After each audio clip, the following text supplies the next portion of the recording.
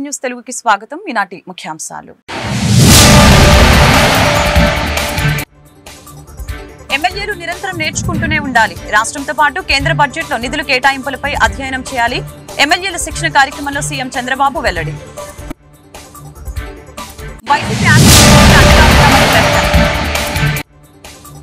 జగన్ కి ప్రతిపక్ష హోదా ఇవ్వకపోవడం ఆయన స్వయం కృతాపరాధమే. వైసీపీ ఎమ్మెల్యేలు అసెంబ్లీకి వెళ్లకపోవడం విడ్డూరంగా ఉంది. వైఎస్ షర్మిల వ్యాఖ్యలు.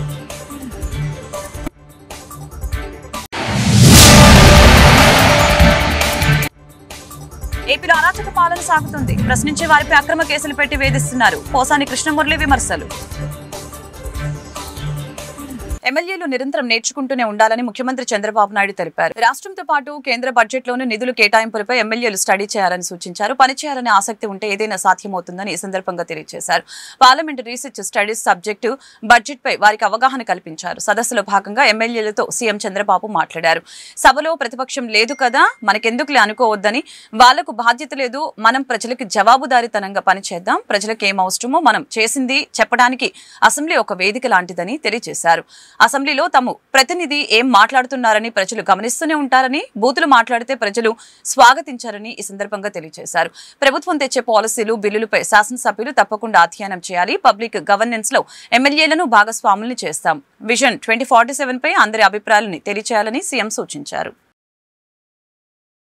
జగన్ కు ప్రతిపక్ష హోదా ఇవ్వకపోవడం ఆయన స్వయం కృతాపరాధమేనని ఏపీ కాంగ్రెస్ అధ్యక్షురాలు వైఎస్ షర్మిల అన్నారు. 151 స్థానాలు గెలిపిస్తే ప్రజలకు ఎన్నో మాయ మాటలు చెప్పి ఆయన మోసం చేశారని ఈ సందర్భంగా ఆరోపించారు. అలాగనే వైసీపీ హయాంలో జరిగిన అవినీతి అక్రమాలని గమనించి ప్రజలు 11 సీట్ల ఇచ్చారని ఈ సందర్భంగా తెలిపారు.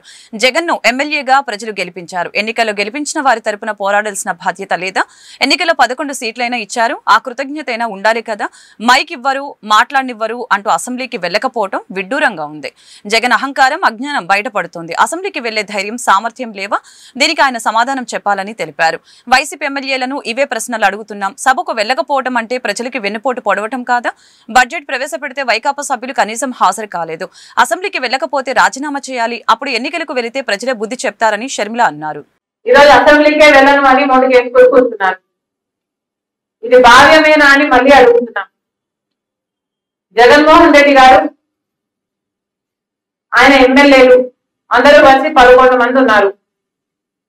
మరి వీళ్ళని గెలిపించింది ప్రజలైతే ఆ ప్రజలను వాళ్ళు అసెంబ్లీలో రిప్రజెంట్ చేయాల్సిన అవసరం వాళ్ళకు లేదా? వారి బాధ్యత కాదా? జగన్మోహన్ రెడ్డి గారు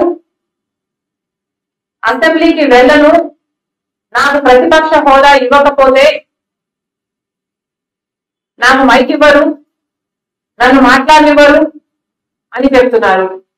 అయ్యా, నీకు ఎందుకు ఇవ్వటం లేదు ప్రతిపక్ష హోదా? మీ స్వయం కృతాపరాధమే కదా. మీకు 11 మందే గెలిపించారు ప్రజలు అంటే, ఒకప్పుడు 151 మందిని గెలిపించిన ప్రజలు మిమ్మల్ని 11 మందినే గెలిపించారు అంటే మీ స్వయం కృతాపరాధం కాదా? ఎన్ని మాటలు చెప్పారు మీరు ప్రజలకు? ఆఖరికి రాజశేఖర రెడ్డి గారి జలయజ్ఞం ప్రాజెక్టు నవరత్నాలలో అదొక రత్నం. 6 నెలల్లో రాజశేఖర రెడ్డి గారు వదిలి వెళ్లిపోయిన ప్రాజెక్టులు అన్ని పూర్తి చేస్తామని చెప్పి కూడా మీరు పూర్తి చేయలేదు. ఇలా 1 కాదు 2 కాదు, పూర్తి మద్యపాన నిషేధం అని మోసం చేశారు. 3000 కోట్లతో ధర స్థిరీకరణ నిధి అని మోసం చేశారు. మెగా డిఎస్సి అని మోసం చేశారు. ఇలా ప్రజలు మీ అవినీతి అక్రమాలను గమనించారు కాబట్టే మీకు 11 సీట్లే ఇచ్చారు. పోయి అవైనా ఇచ్చారు కదా, ఇచ్చారు అన్న కృతజ్ఞత అయినా ఉండాలి కదా. ఇది చాలా విడ్డూరంగా ఉంది. మళ్ళీ చెప్తున్నాం, this is not right. Jaganmohan Reddy గారి అహంకారం, అజ్ఞానమే బయటపడుతుంది. ఒకవేళ జగన్మోహన్ రెడ్డి గారికి ఏమైనా అసెంబ్లీకి పోయే ధైర్యం లేదా, లేక ఆ సామర్థ్యం లేదా, జగన్మోహన్ రెడ్డి గారు సమాధానం చెప్పాల్సిన అవసరం ఉంది. ఈరోజు జగన్మోహన్ రెడ్డి గారి వైసీపీ ఎమ్మెల్యేలకు కూడా ఈ ప్రశ్న అడుగుతున్నాం. మిమ్మల్ని ప్రజలు గెలిపించారు. ప్రజల తరపున టీవీ5 ఈనాడు ఏబిఎన్ ప్రశ్నించడం మానేయాలని వైఎస్ఆర్సీపీ నేత పోసాని కృష్ణమురళి తెలిపారు. మంగళవారం ఆయన మీడియాతో మాట్లాడారు. ఏపీలో అరాచక పాలన జరుగుతుందని ధ్వజమెత్తారు. ప్రశ్నిస్తే అక్రమ కేసులు పెట్టి జైళ్లకు పంపుతున్నారని ఈ సందర్భంగా తెలిపారు. చంద్రబాబు సూపర్ 6 అని ప్రచారం చేశారు. ఇవ్వడం మానేశారు. బస్సులు ఫ్రీ, ఆడపిల్లలకు 15,000 అన్నారు. ఇంతవరకు ఇవ్వలేదు. హామీల గురించి ప్రశ్నిస్తున్న వారిని అరెస్టులు చేస్తున్నారని పోసాని నిలదీశారు. చంద్రబాబు గారు మొన్న ఎలక్షన్ ముందు పోలీసులు కొడుతూ తరమండ్రా నా కొడుకుల్ని పోలీసుల్ని కార్యకర్తలు వెంటబడి కొట్టి ఒక పోలీస్ కుర్రోడు పాపవాడు ఆడు కన్నంతా పోయిందన్న కంట్లో పొడిచాడు. వాడు కాలు ఇరిగిపోయింది, వాడు భుజం ఇరిగిపోయింది. ఎవరంది ఆ తిట్లు? ఎవరంది? ది గ్రేట్ నారా చంద్రబాబు నాయుడు గారు. ఆయన ఏమన్నా చేయగలిగావా? ఎరా టీవీ5 అలా అనొచ్చా? ఒక మాజీ ముఖ్యమంత్రి పోలీసులు నా కొడకలారు అనొచ్చా? ఏరా బిఆర్ నాయుడు, ఇంత కూడా సిగ్గులేదా? ఓకే చూడు, ఇంకా గ్రేట్గా ఉన్నాయి కదా. ఇంకోటి జగన్ గారిని బచ్చాగాడు అని జనం బంధు పుట్టుకొని వాడిని తరిమి కొట్టండి. చూడండి క్లియర్గా రాశా. వాడి కళ్ళల్లో సీసం పోయండి. ఎవడరా నావే తిట్లు ఈయనయ్య? నేను బచ్చాగాండ్రా, నన్ను ఎవడు పట్టించుకోడు. కానీ ఆయన పెద్ద లీడరు. ఒక లీడరు కార్యకర్తల దగ్గర అతను నేను విశేషం పోయండి కళ్ళల్లో, వాడు బొచ్చాగాడు తరిమి కొట్టండి ఆ దున్నపోతుని అని నువ్వంటే క్యాట్ బాల్తో కొట్టలేదా? లక్కీగా బతికి బయటపడలేదా జగన్మోహన్ రెడ్డి? ఇవి తిట్లు. ఇవి ఎప్పుడైనా ప్రజలకి తెలియజెప్పావా? ఇలా తిడుతున్నాడు మాజీ ముఖ్యమంత్రిని ఈ టీవీలో, ఏబిఎన్లో స్పష్టంగా ఎప్పుడైనా చెప్పారా? అంటే పోసాని ఒక్కడే కదా బచ్చా, వీడు ఎక్కడ చంపేస్తే కొంచెం దొరుకుద్ది. ఇంకా చూడండి అయ్యగారు అటు చెప్పారు నరేంద్ర మోడీని, నరేంద్ర మోడీ నీకు పెళ్ళాం లేదు, నాకు పెళ్ళాం ఉంది. నీకు బిడ్డలేరు, నాకు బిడ్డ ఉంది. నువ్వు రౌడీవి, ఖేడీవి. మోడీ కాదురా నువ్వు, ఖేడీ. ఇది the great honest Everest politician, honest fellow Narendra Modi. ఆ జడ్జిమెంట్ను పట్టుకొని ఎంత నీచంగా మాట్లాడారు. ఎవడన్నా ఈ చెంచా మీడియాలో దీన్ని కదా ప్రముఖంగా అనాలి. అరే మోడీ గారిని ఇంత మాట్లాడాడా, హౌ డేర్ హీ ఈజ్ అని కదా. ఎలా? ఎందుకంటే నాకేం కావాలి? ప్రజలు కాదు కావాల్సింది మన బిఆర్ నాయుడుకి తెర మీద కొండమేనా. రేపల్లి జనసేన పార్టీ కార్యాలయంలో పట్టణ అధ్యక్షులు రాసంశెట్టి మహేష్ మీడియాతో మాట్లాడారు. ఈ సందర్భంగా మహేష్ మాట్లాడుతూ రేపల్లి నియోజకవర్గాన్ని అభివృద్ధి పదంలో ముందుకు తీసుకువెళ్లాలని, రోడ్లు నిర్మాణ పనులతో మరియు మున్సిపాలిటీ వ్యవస్థను సరిచేస్తూ రేపల్లి నియోజకవర్గ రూపురేఖలు మార్చాలని, రెవెన్యూ శాఖ మాత్యులు అనగాని సత్యప్రసాద్ తహతహలాడుతూ ఉంటే నియోజకవర్గంలో నాటుసారా తయారీ బట్టీలను ధ్వంసం చేశామని, ఎక్సైజ్ శాఖ వారు వార్తలకు ఎక్కడం బాధాకరమని ఈ సందర్భంగా తెలియజేశారు. నాటుసారా తయారీ సంఘటనలపై బెల్ట్ షాపుల వ్యవహారంపై స్థానిక తెలుగుదేశం పార్టీ సీనియర్ నాయకులు అనగాని శివప్రసాద్ కఠిన చర్యలు తీసుకుంటామని తెలిపినట్లు జనసేన మహేష్ స్పష్టం చేశారు. రేపల్లి నియోజకవర్గ ప్రజలకు కూడా నమస్కారాలు. రేపల్లి నియోజకవర్గంలో నాటుసారా తయారీ అని చెప్పేసి ప్రింట్ మీడియాలో రావడం జరిగింది. ప్రభుత్వం లైసెన్సులతో వైన్ షాపులు ఇచ్చిన తర్వాత కూడా నాటుసారా విక్రయాలు జరుగుతున్నాయి అంటే అసలు ఎక్సైజ్ శాఖ డిపార్ట్మెంట్ వారు ఏం చేస్తున్నారో అర్థం కాని పరిస్థితి. 2 రోజుల క్రితం నగరం సర్కిల్, నిజాంపట్నం సర్కిల్లో ఉన్నటువంటి కొన్ని పంచాయతీల్లో నాటుసారా తయారు చేసే బెల్లం బట్టీలు ధ్వంసం చేసినట్లుగా ఎక్సైజ్ శాఖ వారు దాడులు చేసినట్లుగా ఫోటోలు వచ్చినాయి మీడియాలో. గత ప్రభుత్వ హయాంలో ప్రభుత్వమే మద్యం దుకాణాలు నడిపితే నాణ్యత లేని మద్యం వల్ల సారా తయారు చేశారనేటువంటి ఆరోపణలు గతంలో మేము చేశాం. ఇప్పుడు ప్రభుత్వం వైన్ షాపులు టెండర్ల ద్వారా అప్పచెప్పి నాణ్యమైన మద్యాన్ని సరఫరా చేస్తున్నా కానీ ఈ నాటు సారా అనేది ఎందుకు తయారవుతుందో అర్థం కాని పరిస్థితి. గౌరవనీయులు అనగాని సత్యప్రసాద్ గారు, అనగాని శివప్రసాద్ గారు ఈ విషయంలో చాలా సీరియస్ గా ఉన్నారు. వారితో మాట్లాడడం జరిగింది. నాటు సారా తయారు చేసే వారి మీద కఠిన చర్యలు తీసుకోవాలని కూడా చెప్పడం జరిగింది. జనసేన పార్టీ తరఫున మేము కోరుతున్నాం, ఎక్సైజ్ శాఖ వారిని, డిఎస్పీ గారికి కూడా రిక్వెస్ట్ చేస్తున్నాం, దయచేసి నాటు సారా తయారీ కేంద్రాల మీద ప్రత్యేకమైనటువంటి నిఘా ఉంచండి. అసలు నాటు సారా తయారీ అనేది ఏ ఊరిలో జరుగుతుందో ఎక్సైజ్ శాఖ కానిస్టేబుల్స్ కి, ఎస్ఐ గారికి, సిఐ గారికి ఖచ్చితమైనటువంటి ఇన్ఫర్మేషన్ ఉంటుంది. ఎందుకంటే ఇంటెలిజెన్స్ వ్యవస్థ ఉంది. వారు పంచాయతీల్లో ఎక్కడెక్కడ ఎటువంటి అవకాశాలు ఉంటాయి, ఎక్కడ అడవులు ఉన్నాయి, ఎక్కడ రహస్య ప్రదేశాలు ఉన్నాయి అనేది ఎక్సైజ్ శాఖ వారికి ఖచ్చితంగా అవగాహన ఉంటుంది. మీరు 2 నెలలకు ఒకసారో 3 నెలలకు ఒకసారో నాటు సారా తయారీ కేంద్రాల మీద దాడులు చేసి చేతులు దులుపుకుంటున్నారు. కానీ మా ప్రభుత్వం వచ్చి, ఈ కూటమి ప్రభుత్వం వచ్చి 5 నెలలు పూర్తయింది. ఈ 5 నెలల్లో కొత్తగా నాటు సారా తయారీ చేసేవారు ఎవరు ముందుకు రారు. గత ప్రభుత్వ హయాంలో ఎవరైతే నాటు సారా తయారీ కేంద్రాలను. బాపట్ల జిల్లా చీరాల మండలం విజయలక్ష్మీపురం గ్రామంలో మత్స్యకారులు బోట్లు, వలలు, చేపలు పెట్టుకునే ప్రదేశంలో అక్రమంగా ఇసుక కొల్లగొట్టి తీసుకొని పోతున్నారని స్థానిక మత్స్యకారులు వాపోతూ ఉన్నారు. ఈ సందర్భంగా పలువురు మత్స్యకారులు మీడియాతో మాట్లాడారు.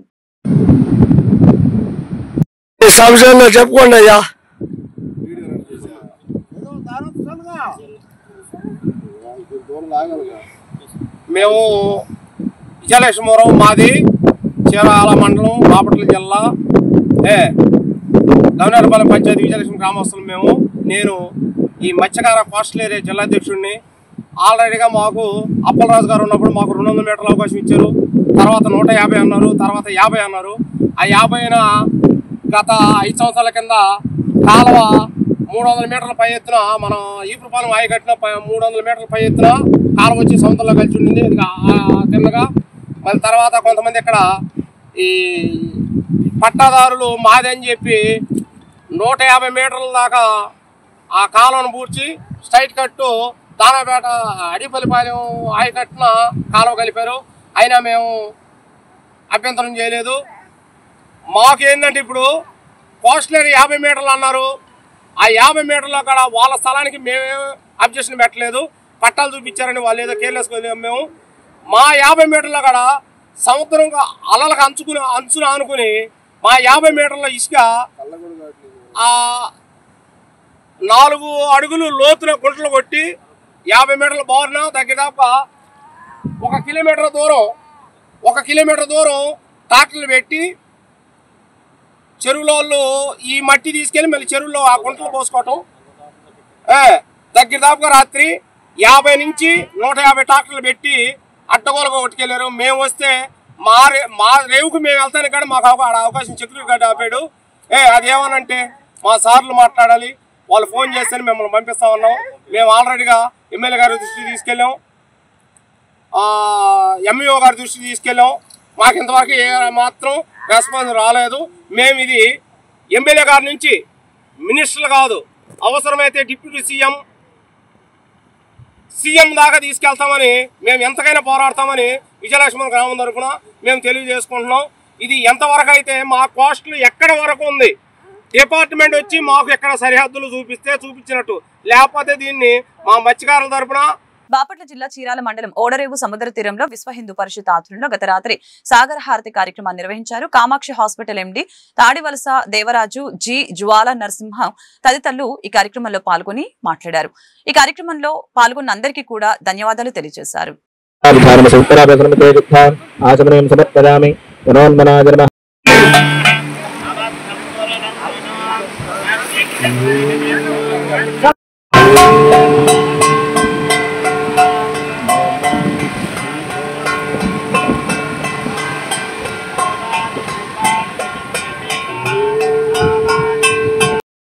హైందవ శంకరామంలో భాగంగా చీరాలలో మొట్టమొదటిసారిగా మనం అందరం కూడా సామూహిక సాగర హారతి కార్యక్రమం కార్తీక పౌర్ణమి రోజు పెట్టుకోవడం జరిగింది. అందులో భాగంగా ఈరోజు సోమవారం, కార్తీక సోమవారం నాడు సముద్రానికి, సాగరానికి మనం హారతి ఇవ్వడం ఒక కార్యక్రమాన్ని ఈరోజు ప్రారంభించడం జరిగింది. ఎంతో శుభ పరిణామం. మన చీరాలకి చిన్న బొంబాయి అని పేరు ఏ విధంగా ఉందో ఆధ్యాత్మికంగా కూడా మన చీరాల ఎంతో ముందుకెళ్లాలని హిందూ చైతన్య వేదిక ద్వారా అందరికీ పిలుపునిస్తున్నాము. ఈ రోజు పాల్గొన్నటువంటి వేద పండితులు కారంచేటి నాగేష్ కుమార్ గారికి మరియు వేటా వెంకటేశ్వర గారికి, హిందూ చైతన్య వేదిక జిల్లా సహసంయోజక్ జ్వాల నరసింహరావు గారికి కూడా, అదేవిధంగా ఇక్కడ పాల్గొన్నటువంటి పెద్దలు, స్వామీజీలు, మరి ముఖ్యంగా ఇక్కడికి వచ్చిన మహిళా తల్లులందరికీ కూడా హృదయపూర్వక ధన్యవాదాలు తెలుస్తూ, శుభ పరిణామం వర్షం కూడా ఆ స్వామి మన అనుగ్రహించి సాగరంలో ఉన్నటువంటి అష్టైశ్వర్యాలను కూడా మనందరికి కూడా. అద్దంకి మండలంలోని సింగరకొండ అయ్యప్ప స్వామి వారి దేవస్థానంలో స్వామివారి అయ్యప్ప స్వామి వారి పూజ కార్యక్రమం వైభవంగా జరిగింది. గురుస్వాములు తిరుపతి రెడ్డి ఆధ్వర్యంలో పడి పూజ కార్యక్రమంలో మాల ధరించిన భక్తులు కర్పూర హారతులు వెలిగించి పూజలు నిర్వహించడం జరిగింది.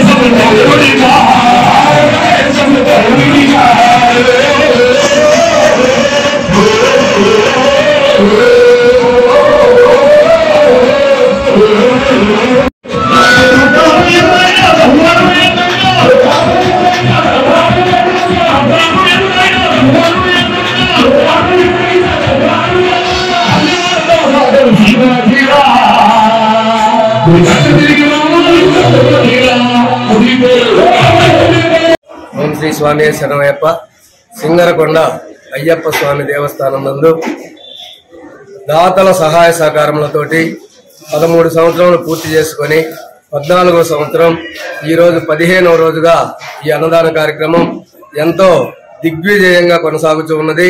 అయ్యప్ప స్వామి ఆశీస్సులతోటి, స్వాములందరి చల్లని దీవెనలతోటి, దాతల సహాయ సహకారములతోటి 48 రోజులు 13 సంవత్సరాలు పూర్తి చేసుకొని 14వ సంవత్సరం ఈరోజు 15వ తారీఖు ఈ కార్యక్రమం జరుగుతూ ఉన్నది. ఈ అన్నదాన మహాయజ్ఞం అనే కార్యక్రమానికి దాతలు విరివిగా విరాళములు ఇచ్చి అన్నదాన ప్రభు అయిన అయ్యప్ప స్వామి కృపా కటాక్షాలు పొందాలని కోరుచూ ఉన్నాము.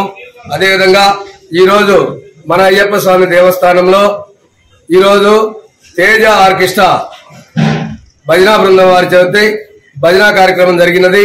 అదేవిధంగా పడి పూజ కార్యక్రమం జరిగినది. ఈ పడి పూజ కార్యక్రమం మన అద్దంకి సింగరకొండ అయ్యప్ప స్వామి దేవస్థానం నందు పడి పూజ భజనా కార్యక్రమాలు ఎంతో ఘనంగా జరిగి ఉన్నాయి. ఈ కార్యక్రమానికి విచ్చేసిన దాతలకు, భక్తులకు, స్వాములకు అందరికీ కూడా పేరు పేరున చీరాల డీఎస్పీ మహమ్మద్ మొయినుద్దీన్ ని రాష్ట్ర యాదవ సంఘం అధ్యక్షులు కుర్రా శ్రీనివాసరావు యాదవ్, చీరాల నియోజకవర్గ అధ్యక్షులు గవిని వెంకట్రావు యాదవ్ కలిశారు. ఈ సందర్భంగా ఆయన మీడియాతో మాట్లాడారు. ఇటీవల కీర్తి వారిపాలెం వద్ద మా మిత్రుడు అయిన పులి శ్రీనివాసరావు యాదవ్ బాతులు శ్రీను దుర్మరణం పట్ల మాకు చాలా అనుమానాలు ఉన్నాయని తెలిపారు. అక్కడున్న సీసీ కెమెరాలు కూడా పనిచేయడం లేదని చెప్పారు. ఇంత ఆధునిక టెక్నాలజీ ఉన్న రోజుల్లో పోలీసులు ఉదాసీనంగా వ్యవహరిస్తున్నారు. ఇదే విధంగా ఉంటే రాష్ట్ర వ్యాప్తంగా ఉద్యమాలు ఉధృతం చేస్తామని హెచ్చరించారు. ఇచ్చేసిన యాదవ్ కుటుంబ సభ్యులకు, మీడియా మిత్రులకు అందరికీ నమస్కారం. నా పేరు కుర్రా శ్రీనివాస్ యాదవ్. నేను ఆంధ్రప్రదేశ్ యాదవ్ సంఘం రాష్ట్ర అధ్యక్షుడిని. వేటపాలెం మండలం పాపాయపాలెం గ్రామానికి చెందినటువంటి మా యాదవ్ కుటుంబ సభ్యుడు పులి శ్రీనివాస్ చనిపోయి సుమారు 30 రోజులు కావస్తుంది. ఈ రోజు కూడా ఏమి జరిగింది అనేది పోలీసు వైపు నుంచి వాళ్ళ కుటుంబ సభ్యులకు ఏ విధమైనటువంటి ఇన్ఫర్మేషన్ లేదు. వాళ్ళ కుటుంబ సభ్యులతో పాటు, గ్రామస్తులతో పాటు ఈ నియోజకవర్గంలో వేలాది మంది యాదవులు ఆందోళన చెందుతా ఉన్నారు. వాళ్ళ కుటుంబ సభ్యులు మమ్మల్ని సంప్రదించిన మీదట వాళ్ళ ఇంటికి వెళ్లి వాళ్ళని పరామర్శించడం జరిగింది. ఈరోజు డిఎస్పీ గారిని కలిసి వివరణ కోరదామని ఇక్కడికి రావడం జరిగింది. అయితే డిఎస్పీ గారు ఈ రోజే ఛార్జ్ తీసుకోవటం వల్ల ఎస్పీ గారిని డిఐజీ గారిని కలవడానికి వెళ్లారట. అందువల్ల డిఎస్పీ గారిని కలవలేకపోయాం.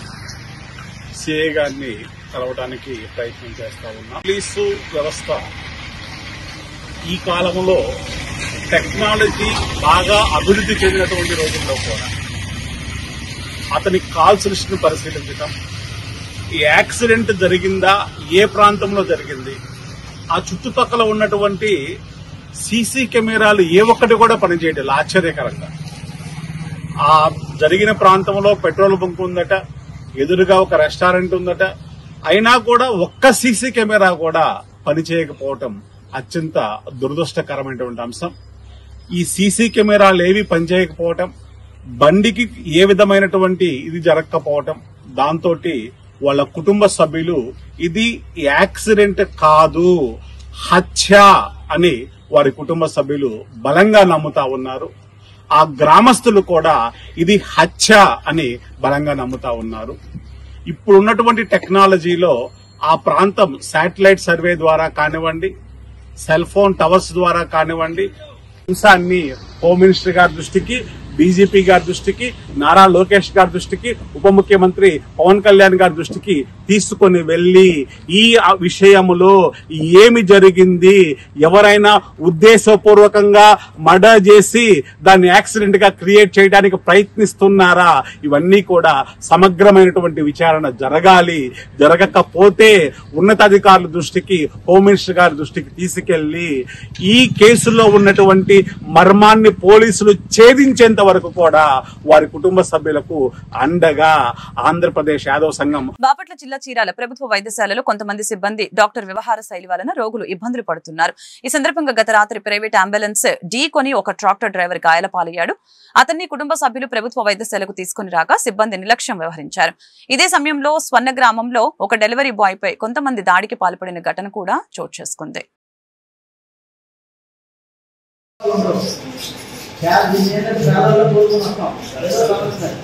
అతన్ని తీసుకొచ్చాక పడేసే తప్ప కేవలం అంత రూమ్లు అన్ని కొత్త రూమ్లు పెట్టారు, అన్ని దగ్గరగా ఇచ్చేసారు. ఒక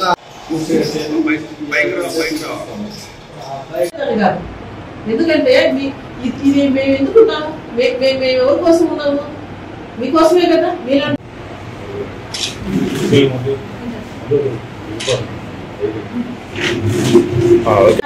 ఇప్పుడు నా దగ్గరకు వచ్చిన ఒక బిడ్డ అయినా ఎవరైనా సరే మీరందరూ సంతోషంగా ఈ హాస్పిటల్లో బాగా చూశారు అన్నట్టుగా మీరు వచ్చారు. సరే క్యాజువాలిటీలో ఇంజక్షన్లు అవన్నీ వేశారు, అంతా చేశారు.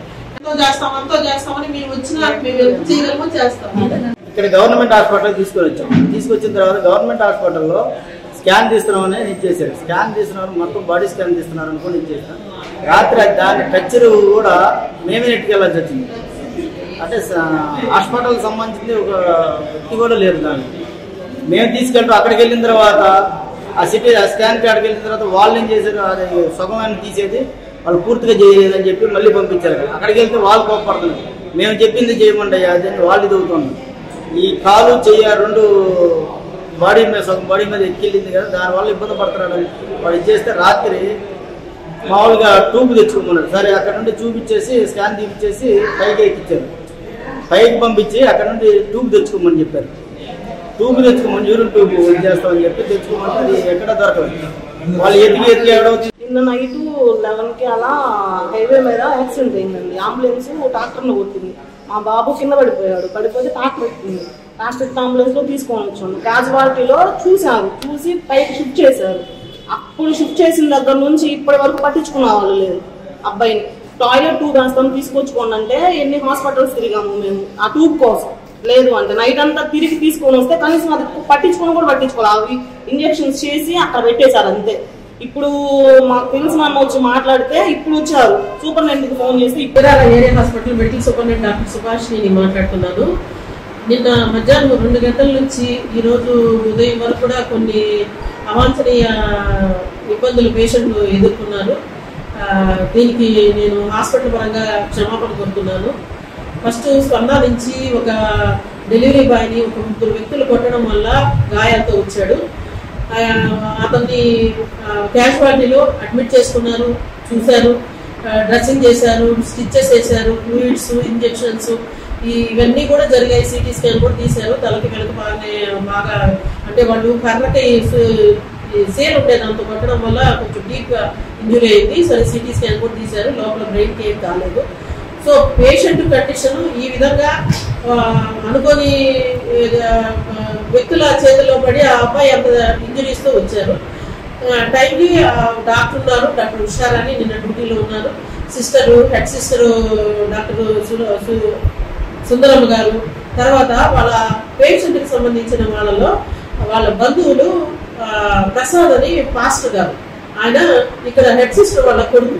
పేషెంట్ కూడా అతను ఉన్నారు. అయితే వాళ్ళ తల్లిదండ్రులకి బిడ్డకి ఏం జరిగిందో అనే ఒక ఆతృత, వాళ్ళ బంధువులకి ఏదో జరిగింది, బంధువులు వీళ్ళందరూ కూడా ఎక్కువ మంది వచ్చి వాళ్ళని చూడాలి అని అన్నారు.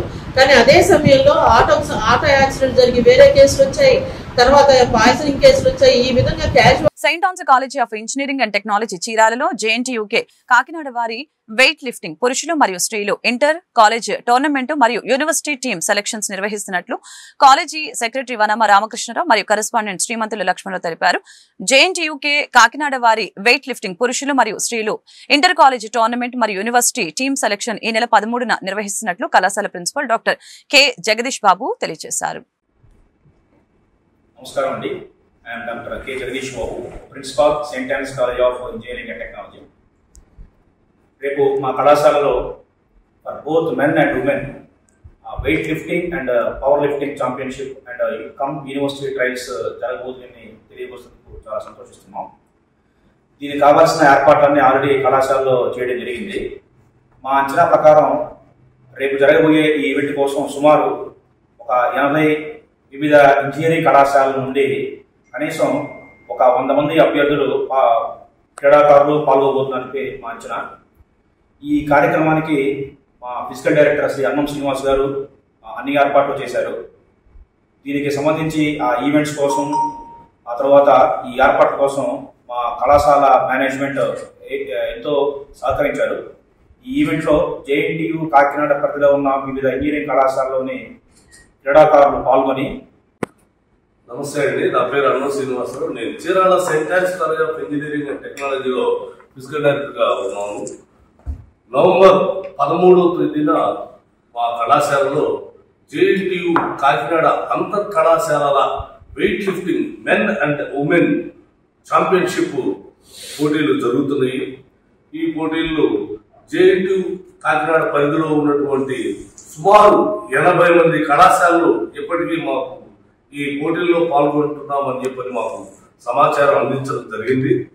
అంతేకాకుండా ఈ పోటీల్లో మెన్ అండ్ ఉమెన్ ఇద్దరు కూడా ఛాంపియన్షిప్ పోటీల్లో పాల్గొనడం జరుగుతుంది.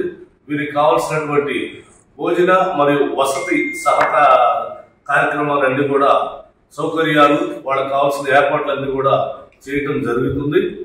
ఈ పోటీల్లో వివిధ 218 కళాశాలలో ఉన్నటువంటి JNTU కాకినాడ పరిధిలో ఉన్నటువంటి 218 కళాశాలలో 20 కళాశాలలు ప్రస్తుతం సమాచారం ఇచ్చారు. బాపట్ల జిల్లా కర్లపాలెం మండలంలో టీడీపీ హయాంలో ప్రారంభించిన అంబేద్కర్ భవన్ ప్రభుత్వం మారిన తర్వాత ఆగిపోయింది. మళ్లీ యథావిధంగా టీడీపీ హయాంలోకి పునఃప్రారంభం జరుగుతుందని చెప్పారు. కట్టిన భవనాన్ని పరిశీలిస్తున్న ఇంజనీర్లు, అంబేద్కర్ సేవా సమితి అధ్యక్షులు పేరలి ధనుంజయ, కాగిత విజయరాజు, కుమ్మరిగుంట దాసు, అంబేద్కర్ సేవా సమితి సభ్యులు.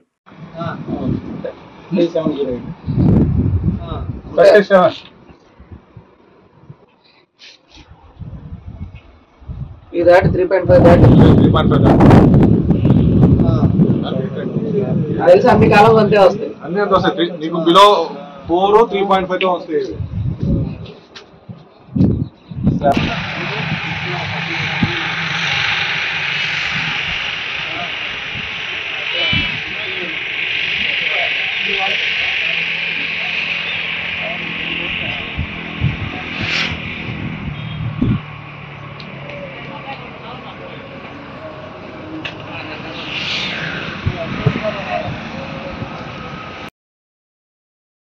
పర్చూరు NREGS సిబ్బందిపై టెక్నికల్ అసిస్టెంట్ కత్తితో దాడి చేశాడు. ఈ దాడిలో ఇద్దరికి గాయాలవగా టెక్నికల్ అసిస్టెంట్ పర్చూరు పోలీస్ స్టేషన్లో లొంగిపోయాడు. జీతాల బిల్లు విషయంలో ఇరువురి మధ్య వాగ్వాదం చోటు చేసుకున్నట్లు ఈ సందర్భంగా తెలియజేశారు.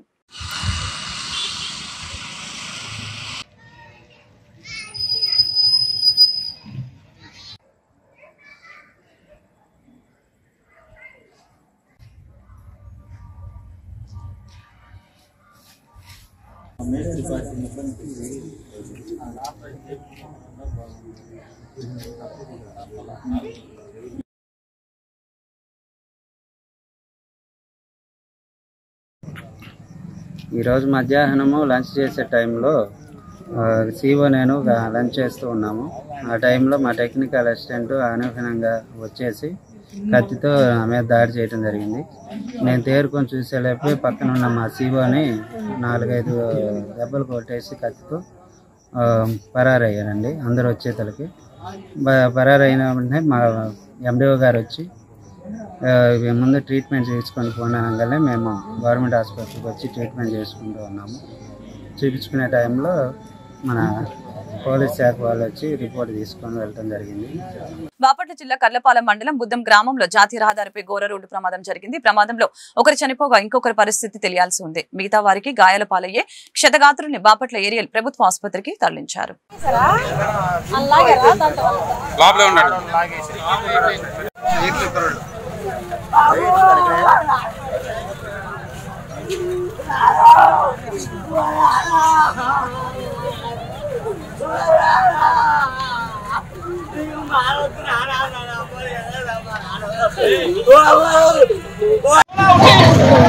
అయ్యో పాపు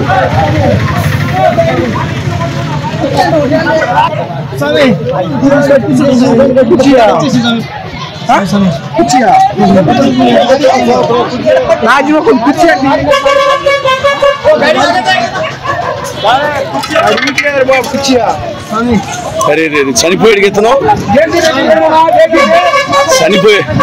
చనిపోయాడుగా ఇతను చనిపోయినట్టుండాడుగా లేవన్నా లేదు.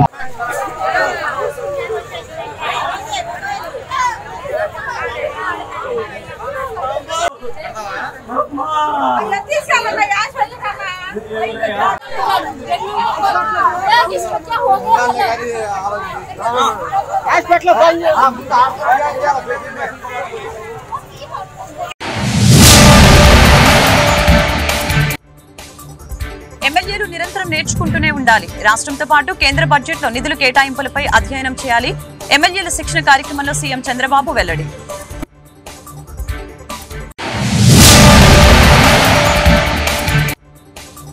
జగన్ కి ప్రతిపక్ష హోదా ఇవ్వకపోవడం ఆయన స్వయం కృతాపరాధమే. వైసీపీ ఎమ్మెల్యేలు అసెంబ్లీకి వెళ్లకపోవడం విడ్డూరంగా ఉంది. వైఎస్ షర్మిల వ్యాఖ్యలు.